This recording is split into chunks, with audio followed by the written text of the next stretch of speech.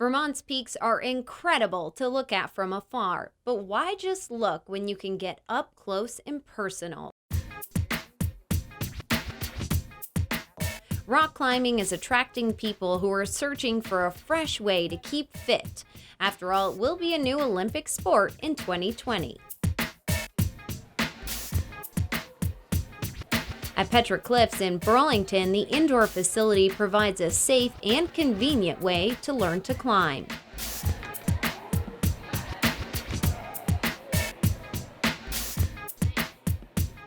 We do indoor climbing for all ages, a lot of kids programs, a lot of adult programs. Get them interested in climbing indoors, but we're also a year-round guide service, so we can take people outdoor rock climbing, outdoor ice climbing, backcountry skiing, avalanche education, all sorts of activities. You learn basic technique, securing your harness, and working with a partner on belay. But inside is just the beginning. It's outside where the real adventure begins, where variables like weather, rock, and scenery are constantly changing. Every summer we do 10 weeks of day camps. So when you pull, it should look like a big knife. It's a great way for kids in Vermont or even all over, to get out and experience what Vermont has to offer.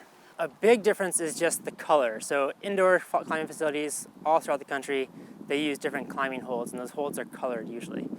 So when folks go inside, they see the colors on the walls, they see the roots in a color, and they come outside and they're like, the cliff's all the same color. I don't know what to use for my feet. I don't know what to use for my hands. So it's a kind of a guessing game of what can I use for my hands, what can I use for my feet, and getting used to that everything's available outdoors mentality. I'm looking for like cracks or like little things that stick out, like quartz or crystal that stick out that I can grab onto to help me up. It's kind of like a puzzle because it may be an easy climb, but it's harder to find where you're going to put your hands and feet, and you just have to figure all that out before you go up. If you put your foot in the wrong spot, then your hands can't go up like high enough. But if you put it in the right spot, then your hands can reach up to a crack and you can get up. It's kind of scary because I have a fear of heights, so I didn't really like to look down. Nice, Mario. It felt really good because I knew that I can actually do this. I love climbing a lot. It's really fun. I do it quite often at this point. Harder ones, like the climb I just did behind me, was a 5.8 plus, I believe, and I started at about a 5.5. It doesn't have a lot of handholds, and that's one of the things that makes it more challenging, and that's kind of how the climbs get harder and harder. They just start decreasing with easier objects to hold on to.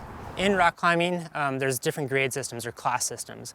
So the 5 is like a 5th class terrain, so terrain where you do need the assistance of a rope to keep you safe.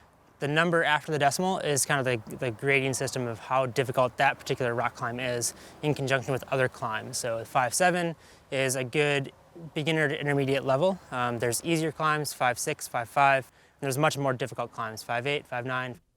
The Green Mountains are full of spots to climb, especially the northern part of the state. The cliff is called Lower West Bolton. It's about a 5-minute walk from the road, and it has a lot of good climbing for the average climber that wants to get out and kind of push their boundaries or get comfortable to climbing outside. So I took advantage of a private lesson with one of the guides at Petrocliffs, Tim Farr. Can't even get off the ground.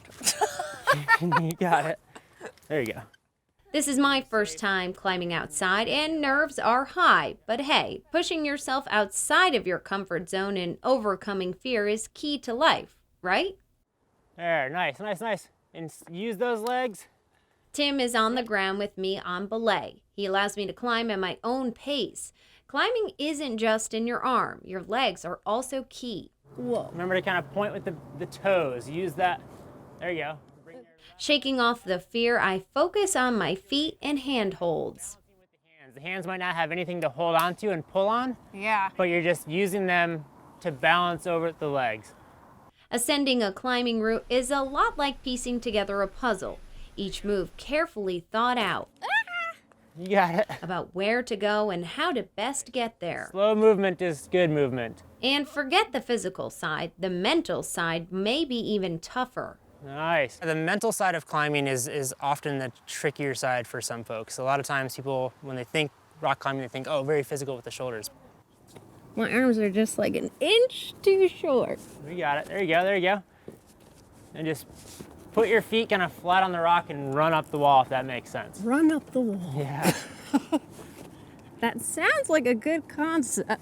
They didn't realize that they had a fear of heights, so they didn't realize that such a small foothold they could stand on, or getting into a position of your body where you feel like you're gonna fall over, but you realize you have these muscles, pull yourself and hang on to the wall.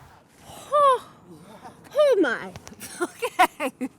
Top roping like we did today is fairly straightforward. Other aspects of climbing bring in more mental aspects to it because you're implementing more risk to the climb.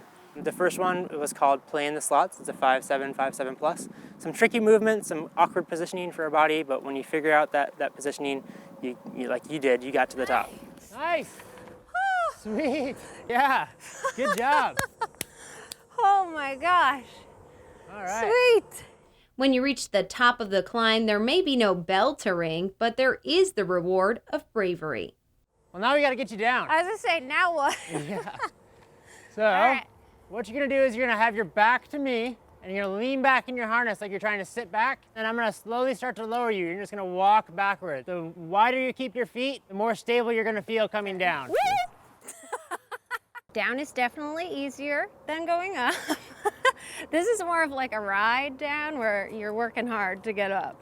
So this is kind of the prize for reaching the top. A challenging adventure with a big payoff. I think it's just the constant challenge and the constant improvement you can do in it, and you're always finding something new out about yourself and moving in different ways that you didn't know your body could move into, or training in ways that just come back in full circle into life.